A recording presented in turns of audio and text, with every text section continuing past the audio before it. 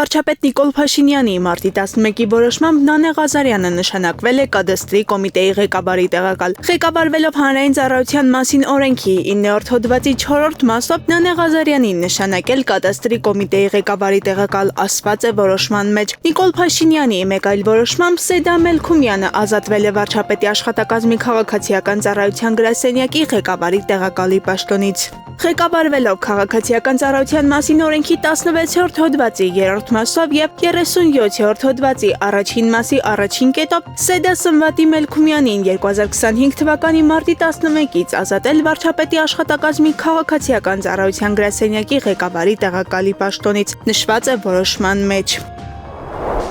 Թուրքիայի նախագահ Ռեջեփ Թայիփ Էրդողանը հայտարարել է, որ նախագահ Իլհամ Ալիևի հետ բանակցությունների ընթացքում իթևս այլ հարցերի քննարկվել է Ադրբեջանի եւ Հայաստանի միջև խաղաղ բանակցությունների հարցը։ Հնարավորություն է ստեղծվել եղբայր Իլհամ Ալիևի հետ քննարկելու շատ կարևոր թեմաներ, մասնավորապես Հայաստանի հետ խաղաղ բանակցությունների հարցը, ասել է Էրդողանը։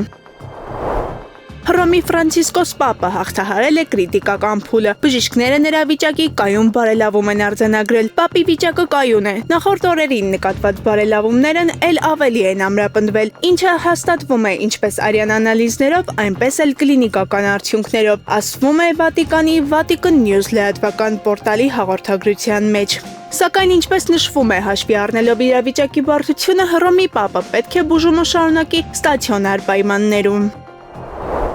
Մոսկվայի եւ Վաշինգտոնի միջև շփումները ներկայումս բավականին ինտենսիվ են, եւ դրանց մակարդակն ու ձևաչափը հաճախ համաձայնվեցվում են օպերատիվ կերպով։ Այս մասին ասել է Ռուսաստանի Դաշնության ԱԳՆ պաշտոնական ներկայացուցիչ Մարիա Զախարովան, մեկնաբանելով ԱՄՆ նախագահի հատուկ բանագնաց Սթիվեն Վետքոֆի Մոսկվա այցի հնարավորությունը։ ԱՄՆ-ի հետ երկկողմ շփումները ներկայումս բավականին ինտենսիվ են։ Դրանց մակարդակն ու ձևաչափերը հաճախ շատ արագ համաձայնեցվում են աշխատանքային ռեժիմով։ Մենք տեղյակ կպահենք, երբ իրադարձությունները զարգանան, ասել է դիվանագետը։ Ավելի վաղ Վիտքոֆը հայտնել էր, որ ակնկալում է հինգշաբթի օրը մարտի 13-ին Մոսկվայում հանդիպել Ռուսաստանի Դաշնության նախագահ Վլադիմիր Պուտինի հետ։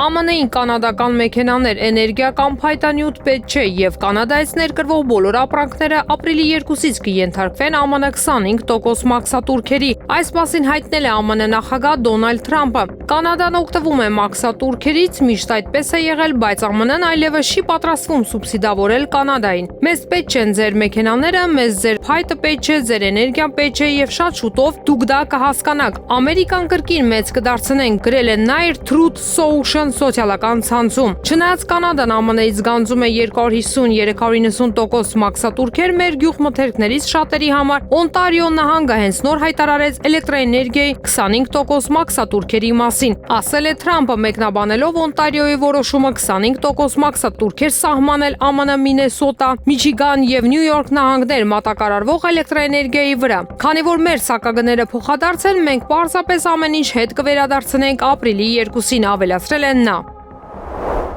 Կանադան Միացյալ Նահանգների էներգիայի հիմնական մատակարարն է։ 2024 թվականին նրան բաժին է ընկել ԱՄՆ նավթի ներմուծման մոտ 60%-ը, օրական մոտ 3.8 միլիոն բարել, բնական գազի ներմուծման 80%-ը մոտ 65 միլիարդ խորանարդ մետր եւ էլեկտրաէներգիայի զգալի մասնաբաժինը 40 տերավատ-ժամ, որը կազմել է ԱՄՆ ընդհանուր սպառման մոտ 1%-ը։ Օնտարիո նահանգի ղեկավարության որոշումը կանդրադառնա ամերիկյան մոտ 1.4 միլիոն տնային տնտեսությունների եւ ձեռնարկությունների վրա, որոնք կախված են կանադական էլեկտրաէներգիայից։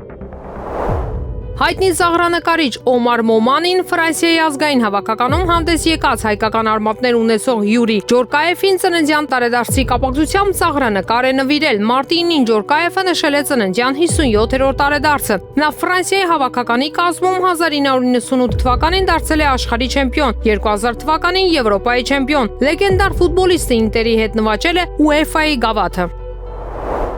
Հայաստանը ցանկանում է ավելի ամուր տնտեսական, առևտրային, տեխնոլոգիական եւ մշակութային կապեր կառուցել Հնդկաստանի հետ։ Այս մասին Հնդկաստան կատարած այցի ժամանակ այնտեղի արտաքին գործերի նախարար Սուբրամանյան Ջայշանկարի հետ առանձնազրույցի ժամանակ ասել է Հայաստանի Հանրապետության արտաքին գործերի նախարար Արարատ Միրզոյանը։ Առանձնազրույցից հետո կայացել է նաեւ նախարարների ղեկավարած պատվիրակությունների ընդլայնված կազմով հանդիպումը։ Միրզոյանը շեշտել է, որ հաճախակի դարձած խայցերը եւ համագործակցությունը միջազգային հարթակներում վկայում են երկու երկրների միջև գոյություն ունեցող շատ ակտիվ քաղաքական երկխոսության մասին։ Առանձնազրույցի ընթացքում Միրզոյանն ու Ջանշանկարը քննարկել են երկկողմ օրակարգի մի շարք կարևորագույն հարցեր, ինչպես նաև տարածաշրջանային եւ գլոբալ խնդիրներ։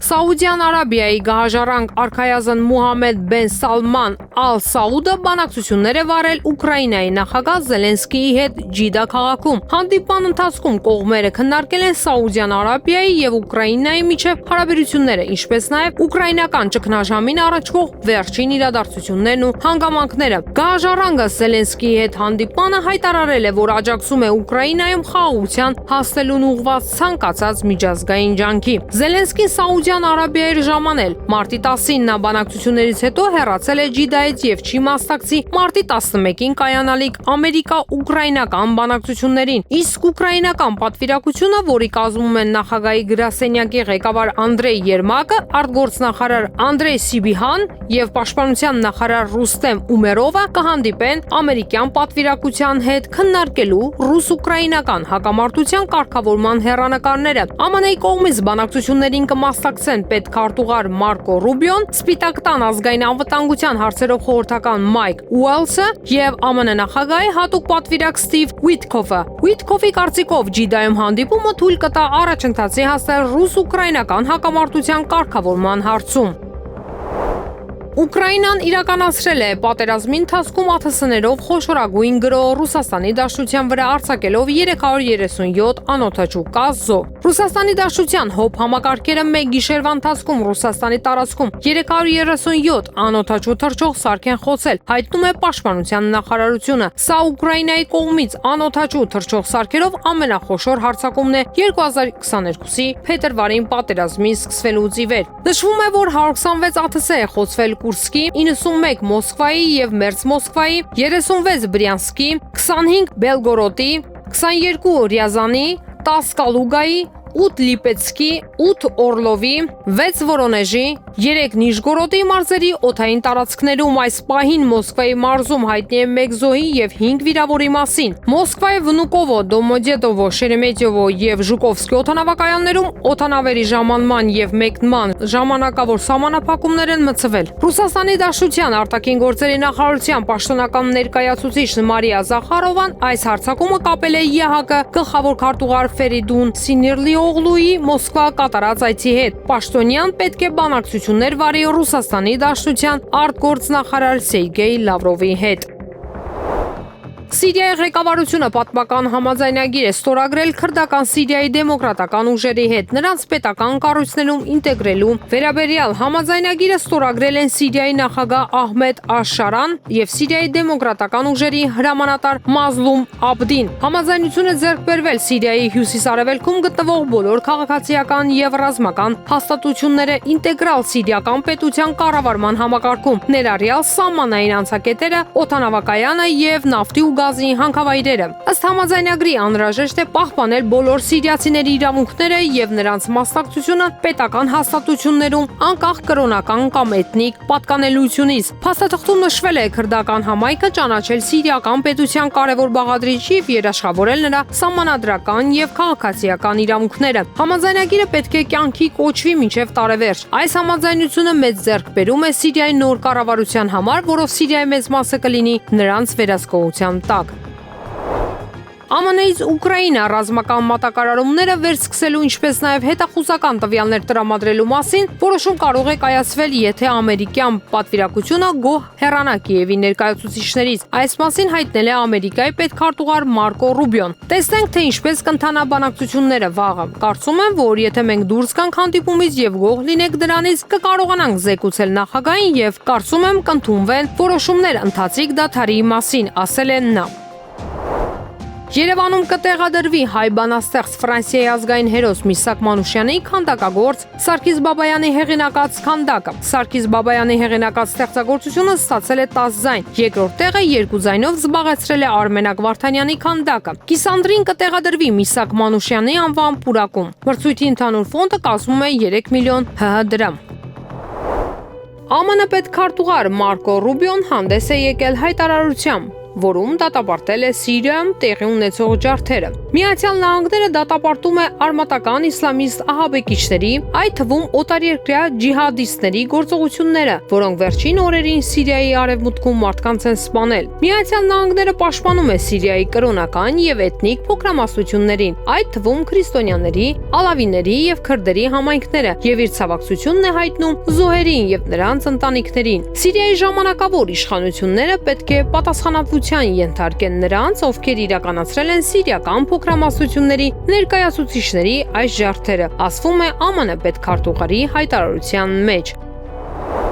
Օտարերկրյա ապրանքների վրա ամերիկյան վարչակազմի սահմանած մաքսատուրքերը ԱՄՆ-ին կրկին հարուստ կդարձնեն։ ԱՄՆ առաջնորդ Դոնալդ Թրամփը այսպիսի վստահություն է հայտնել Ֆլորիդայից Վաշինգտոն վերադառնալիս նախագահական ինքնաթիռում լրագրողների հետ զրուցելիս։ Ես կարծում եմ, որ մաքսատուրքեր մտցնելը կդառնա ամենամեծ բանն այն ամենում, ինչ մենք երբևէ արել ենք որպես երկիր։ Դա մեր երկիրը նորից հարուստ կդարձնի, կարծում է պետության ղեկավարը։ Fox News հեռուստաալիքի հարցազրույցում ԱՄՆ առաջնորդը հրաժարվել է պատասխանել, թե արդյոք կարծում է, որ իր վարչակազմի կողմից սահմանված մաքսատուրքերն այս տարի ԱՄՆ-ում ռեցեսիայի կհանգեցնեն։ Լրագրողները նրան հարցրել են, թե արդյոք նա մտահոգված է պոտենցիալ ռեցեսիայի համար, քանի որ հարցազրույցի ժամանակ մի փոքր կասկածում էր։ Ասեմ ձեզ, որ իհարկե կարելի է կասկածել, ով գիտի կլինի ռեցեսիա։ Ես միայն մի բան գիտեմ, որ մենք 100 միլիարդավոր դոլարների մաքսատուրքեր ենք ստանալու եւ այնքան ենք հարստանալու, որ չենք իմանա, թե երբ ծախսենք այդ բոլոր փողերը։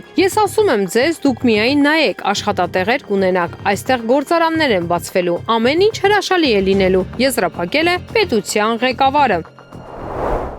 Հայկական պատվիրակությունը չի արձագանքում Վերա Աղասյանի մարմինը վերցնելու հարցին։ Ինչպես տեղեկացրել է AP-ին, այս մասին հայտնել է Ադրբեջանի պետական անվտանգության ծառայության պետի տեղակալ Շարաֆատ Հասանովը։ Նա հիշեցրել է, որ հայկական կողմը եւ անցած տարի հոկտեմբերի 20-ին Ստեփանակերտում մահացած Վերա Աղասյանի ծնված 1954 թվականին զավակները տեղեկացվել են Կարմիր խաչի միջազգային կազմակերպության կողմից նրա մահվան մասին։ Իրականացվել են անհրաժեշտ բոլոր փաստագրման ընթացակարգերը։ Մարմինը հանձնելու համար եւ անգամ ընթացիկ տարվա փետրվարին հարցն անմիջականորեն հասցվել է հայկական պատվիրակությանն իրազեկելուն սահմանին առանց միջնորդների մասնակցության հանդիպման ժամանակ, սակայն հայկական կողմն արդեն 5 ամիս է ոչ մի կերպ չի արձագանքում մարմինը վերցնելու հարցին, տեղեկացրել է նա։ Արգենտինայի առաջնորդ Խավիեր Միլեյը երրորդյա համազգային սուկ հայտարարի երկրում տեղի ունեցած ջրհեղեղի զոհերի հիշատակին։ Այս մասին X-ում հայտարարել է նախագահի վարչակազմը։ Նախագահ Խավիեր Միլեյը երրորդյա ազգային սուկ հայտարարի Բայա Բլանկա քաղաքում եւ դրա շրջակայքում անցած ուրբաթ մարտի 7-ին տեղի ունեցած փոթորկի հետևանքով հայրենակիցների մահվան կապակցությամբ, ասվում է հաղորդագրության մեջ։ Մարտի 7-ի առավոտյան հորդառատ անձրևներ էին տեղացել Տուժած շրջանում։ Օդերևութաբանների տվյալներով ընդամենը մի քանի ժամում ավելի քան 3 միլիմետր տեղումներ են գրանցվել։ Տեղական իշխանությունները հայտնել են, որ ջրհեղեղի հետևանքով առնվազն 16 մարդ է մահացել, ավելի քան 1000 մարդ արագ տարանվել է։ Եվս 2 փոքրիկ քույրերի դեռ չեն գտել։ Արգենտինայի տարբեր ծառայությունների որոնողական խմբերը շարունակում են աշխատել եւ չեն բացառում, որ մահացածների թիվը կարող է փոփոխվել։ ԱՄՆ նախագահ Դոնալդ Թրամփը հնարավոր է համարել հանդիպումը Չինաստանի նախագահ Սի Ցինփինի հետ։ Նախագահի ինքնաթիռում, որը Կիրակի վերադառնում էր Ֆլորիդա նահանգից Վաշինգտոն, լրագրողները պետության ղեկավարին հարցրել են, թե արդյոք նա նախատեսում է հանդիպել Չինաստանի նախագահի հետ։ Այո, ինչ որ պահի ես կհանդիպեի, ես շատ լավ հարաբերություններ ունեմ Չինաստանի նախագահ Սի Ցինփինի հետ, պատասխանել է Թրամփը։ Նրան նաև հարցրել են, թե արդյոք պետք է շուտ սպասել TikTok սոցցանցի վաճառքի գործարքին, գուցե շուտ։ Մենք գործ ունենք 4 տարբեր խմբերի հետ եւ շատ մարդիկ ցանկանում են գնել TikTok-ը, իսկ որոշելն իմ գործն է։ Հայաստանը հայտնվել է ճանապարհորդելու համար աշխարհի ամենաէժան երկրների top 10-ում։ Ամենաթանկ ուղղությունները փոքր կղզե պետություններն են՝ Բարբադոս, Անտիգուա եւ Բարբուդա, Սենթ Քիթս եւ Նևիս Մալդիվներ, Գրենադա, տեղեկացրել է Le Figaro։ Ճանապարհորդությունների համար աշխարհի ամենաէժան երկրների top 10-ում տեղ են գտել Լաոսը, Ղազախստանը, Ռուանդան, Գանան, Մոնղոլիան, Հայաստանը, Բուրկինա Ֆասոն, Վրաստանը, Մալին, Բիրման։ Եվրոպայում ամենաթանկ երկիրը Շվեյցարիան է 6-րդ տեղն աշխարհում օրական 241 եվրո, առաջ անցնելով Ֆրանսիայից, որտեղ միջին օրական բյուջեն գնահատվում է 181 եվրո։ Ֆրանսիային հաջորդում են Իսլանդիան օրական 177 եվրո, Լյուքսեմբուրգը օրական 169 եվրո եւ Հունաստանը օրական 168 եվրո։ Մի քանի 100 սիրիացիներ, հիմնականում կանայք, երեխաներ եւ ծերեր բռնություններից ապաստան են գտել Լաթակիայում ռուսական Խմեյմի ավիաբազայում։ Այս մասին հայտնում է Reuters գործակալությունը, վկայակոչելով դեպքի վայրից կադրերը եւ երկու աղբյուր։ Միևնույն ժամանակ սոցցանցի մի շարք օգտատերեր հրապարակել են կանանց եւ երեխաների լուսանկարներ, մակագրելով, որ նրանք քրիստոնյա, դրուզ եւ ալավի փախստականներ են, որոնց Ռուսաստանը հնարավորություն է տվել ապաստանել Խմեյմի ավիաբազայում, հայտնում է DW։ Հրապարակման պահին հնարավոր չի եղել պարզել այդ օգտատերի ինքնությունը կամ ստուգել լուսանկարների իսկությունը։ Սիրիայում 568 մարդու մահապատիժ է փաստագրվել, այդ թվում կանանց եւ երեխաների։ Ուկրաինայի զինուժը գիշերը փորձել է գրոհել Ռուսաստանի Դաշնության Սամարայի մարզում գտնվող ձեռնարկությունները։ Տեղեկությունը հայտնում է ղեկավար Վիչիսլավ Ֆյոդորիշևը։ Այս գիշեր հակառակորդը եւս մեկ փորձ է կատարել մեր ձեռնարկությունների վրա հարձակվելու, այն անհաջող է անցել։ Նովոկուբիշևսկում 3 անօթաչու թռչող սարք է ոչնչացվել, հրդեհներ եւ վնասներ չեն եղել։ Ամեն ինչ նորմալ ռեժիմում է, ասվում է մարզպետի հաղորդագրության մեջ։ Հիշեցնենք 2022-ի փետրվարի 24-ի վաղ առավոտյան Ռուսաստանի նախագահ Վլադիմիր Պուտինը հայտարարեց, որ Ուկրաինայի նկատմամբ հատուկ ռազմական գործողության մասին որոշում է կայացրել, քանի որ Լուգանսկի ժողովրդական հանրապետության ու Դոնեցկի ժողովրդական հանրապետություն դիմել են օգնության խնդրանքով։ Ուկրաինայում մարտական գործողություններն ընթանում են մինչև օրս։ Ուկրաինական զորքը տարբեր եղանակներով, այդ թվում ԱԹՍ-ներով, պարբերաբար գնդակոծում եւ գրոհում է Ռուսաստանի Դաշնության սահմանամերձ շրջանները, մասնավորապես Վոլգորոդի, Բրյանսկի, Կուրսկի եւ Վորոնեժի մարզերը։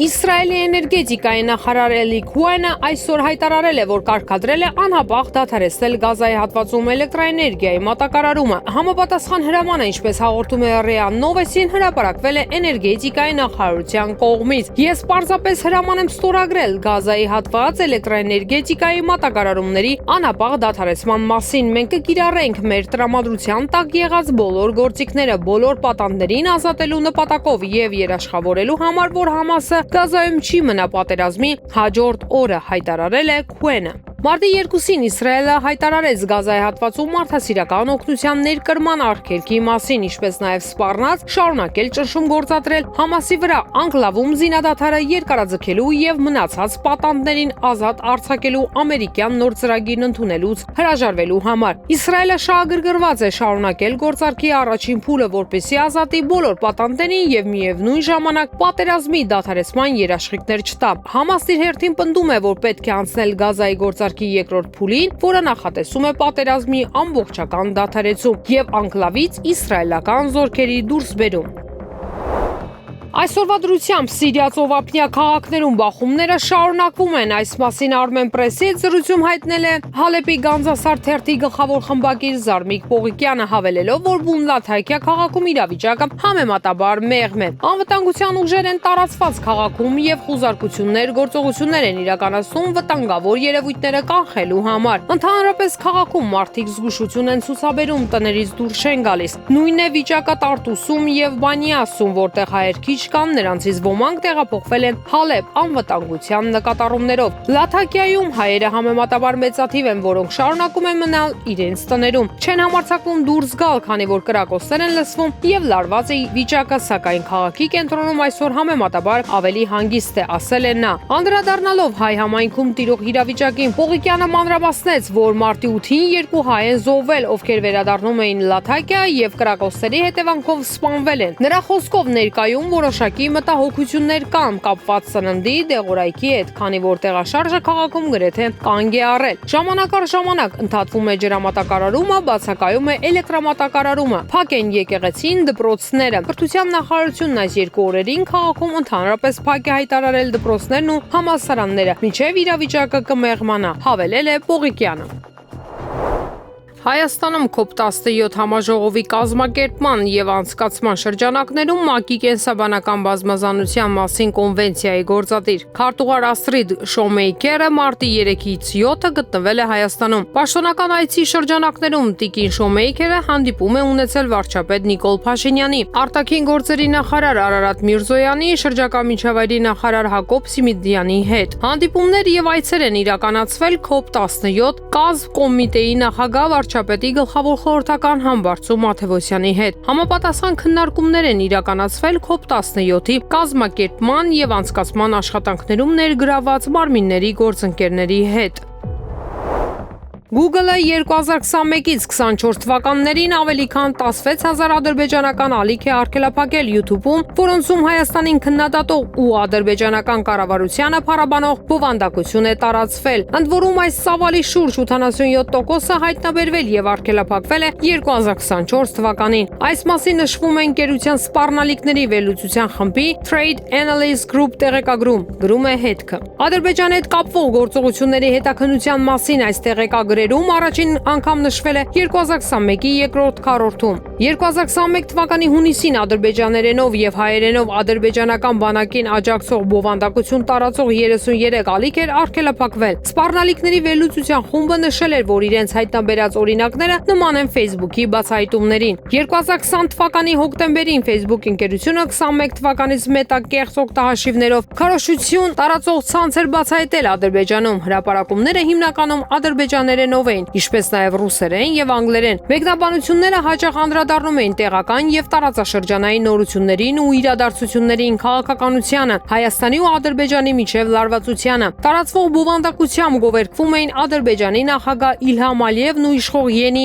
Ադրբեջան, Նոր Ադրբեջան կուսակցությունը դավաճանության համար մեղադրվում էին ընդդիմադիր գործիչները, հերկվում էին Ադրբեջանի կողմից մարդու իրավունքների խախտումների մեղադրանքները։ Այս բացահայտումից հետո Google-ը եւս սկսեց անդրադառնալ Ադրբեջանի հետ կապվող քարոզչական գործողություններին։ 2021-ին YouTube-յան 33 ալիք փակելուց հետո հետաքննության մասշտաբները ընդլայնվել էին, հաջորդ տարի դառնալով 516։ Սա սակայն միայն սկիզբն էր։ Նախորդ տարի 2024-ին սպառնալիքների վերլուծության խմբի խոշորացույցի տակ հայտնվելուց հետո Ադրբեջանի հետ կապվող ավելի քան 14000 YouTube-յան ալիք է արգելափակվել, որը այս հետաքննության շրջանակում արգելափակված ալիքների ծավալի 87%-ն է։ ԱՄՆ նախագահ Դոնալդ Թրամփը պաշտոնը ստանձնելուց ի վեր գրենլանդիացիներին չի վերաբերվել այն հարգանքով, որին նրանք արժանի են։ Այս մասին ասել է Գրենլանդիայի վարչապետ Մյութե Էգեդենը։ Էգեդեի խոսքով գրենլանդիացիները երկարաժամկետ հեռանկարում չեն ցանկանում ավելի սերտ հարաբերություններ ունենալ Միացյալ Նահանգների հետ։ Կարծում եմ Ամերիկայի նախագահի վերջին գործողությունները ստիպում են մարդկանց չցանկանալ մոտ լինել ԱՄՆ-ին, ինչպես կցանկանային անցյալում։ Մենք պետք է ավելի շատ ջանքեր գործադրենք այն երկրների ուղղությամբ, որոնք հարգում են մեր այն ապագան, որը ցանկանում ենք, ասել է նա, նկատի ունենալով Գրենլանդիայի անկախության ձգտումը։ Այսօր լրագրողները հետաքրքրվել են Հոյդա բյուրոյի ներկայացուցիչներից, թե ինչպես ենք պատկերացնում իշխանափոխությունը զանգված հավաքվի միջոցով, թե ընտրություններով։ Հայաստան խմբակցությանը պատգամավոր Հոյդա բյուրոյի անդամ ներկայացուցիչ Արմեն Ռուստամյանն ասել է, որ այդ երկու գործընթացները պիտի տեղի ունենան զուգահեռաբար։ Իշխանափոխության հասնելու հաջողությունը պայմանավորված է 3 մակարդակով բովանդակային մի քանի հարցերի ամբողջական պատասխանը տալով։ Առաջինը բոլորի մոտ հարց է առաջանում, ինչու պիտի փոխվի այս իշխանությունը։ Կարծում եմ այս հարցի հետ կապված բավականին հստակություն գոյություն ունի։ Մենք ասում ենք ինչի պիտի փոխվի, որովհետև մի օր ավել մնալը այս իշխանությունների մեծ նոր կործանումների առաջ է կանգնեցնում։ Մեր առջև այս իշխանությունը ըստ էության դնում է մի երկընտրակ, վատի ու վատագույնի ընտրության առաջ է կանգնեցնում, կամ կապիտուլյացիա, կամ պատերազմ։ Հիմա մենք ասում ենք, այս երկընտրանքից մեր ժողովուրդը պետք է դուրս հանել, եզրափակել է Արմեն Ռոստոմյանը։ Լյուքսեմբուրգի արքայազն Ֆրեդերիկ Նասաուացին մահացել է 22 տարեկանում։ Նա տառապում էր հազվագյուտ գենետիկ հիվանդությամբ, գրում է CNN-ը։ Արքայազնի մահվան մասին հայտնել է նրա հայրը Լյուքսեմբուրգի իշխան Ռոբերտը։ Ֆրիդրիխ Նասաուացին մահացել է մարտի 1-ին Փարիզում։ Նա ուներ հազվագյուտ միտոկոնդրիալ հիվանդություն, որն առաջացել էր Փոլ գենի մուտացիաներից։ Այն ազդում է մի քանի օրգանների վրա, առաջին հերթին ուղեղի, նյարդերի, մկանների եւ լյարդի վրա։ Ուրբաթ օրը փետրվարի 28-ին մեր սիրելի որդին մեզ կանչեց իր սենյակ, վերջին անգամ խոսելու իր հետ։ Ֆրեդերիկն ուժու համարձակություն գտավ հերթով հրաժեշտ տալու մեզանից յուրաքանչյուրին, ասել է հայրը։ Արքայանց Ֆրեդերիկը ծնվել է այդ հիվանդությամբ, սակայն ախտորոշումը դրվել է միայն 14 տարեկանում։ Վերջին շրջանում Ֆրեդերիկն ասաուացին հազիվ էր կարողանում խոսել, բայց հրաժեշտից առաջ հասցրել էր հորը վերջին հարց տալ։ Հայրիկ, դու հպարտանում ես ինձանով։ Արքայազնի վիճակը վատթարացել է վերջին շաբաթներին այն բանից հետո, երբ նա հոսպիտալացվել էր թոքաբորբով։ Նա նաև ծանր ինֆեկցիա է տարել, որի պատճառով չի կարողացել շարժվել։ Իսկ այժմ սպորտային լուրերից։ Բրիտանական հեղինակավոր Give Me Sport պորտալը հրապարակել է Չեմպիոնների լիգայի պատմության լավագույն դարպասապանների վարկանիշը։ Առաջին տեղը զբաղեցրել է Բավարիայի դարպասապան Մանուել Նոյերը, որը թիմի հետ իր կարիերայի ընթացքում 2 անգամ հաղթել է մրցաշարում։ Նրան հաջորդում է Մադրիդի Ռեալի լեգենդար դարպասապա Իկեր Կասիլիասը, որը գլխավոր եվրագավաթային մրցաշարի քառակի հաղթող է։ Երրորդ տեղը զբաղեցրել է Մանչեսթեր Յունայթեդի նախկին դարպասապա Էդվին Վան դեր Սարը։ Չելսիում հանդես եկած Պետր Չեխը զբաղեցրել է 4-րդ տեղը, իսկ իտալացի Ջանլուիջի Բուֆոնը, որը հանդես է եկել Յուվենտուսում, զբաղեցրել է 5-րդ հորիզոնականը։ Բարսելոնայի նախկին դարպասապա Վիկտոր Վալդեսը զբաղեցրել է 6-րդ հորիզոնականը։ Հաջորդում են Կեյլար Նավասը, Օլիվեր Կանը, Դիդան, Տիպո Կուրտուան եւ Ալիսոն Բեքերը։ Երևանում մարտի 11-ից 3-ը 12-ին սպասվում է առանց տեղումների եղանակ։ Մարզերում մարտի 11-ից 3-ը 12-ին սպասվում է նույնպես առանց տեղումների եղանակ։ Օդի ջերմաստիճանը մարտի 11-ից 3-ը 12-ին 16-ին աստիճանաբար կբարձրանա 4-ից 6 աստիճանով։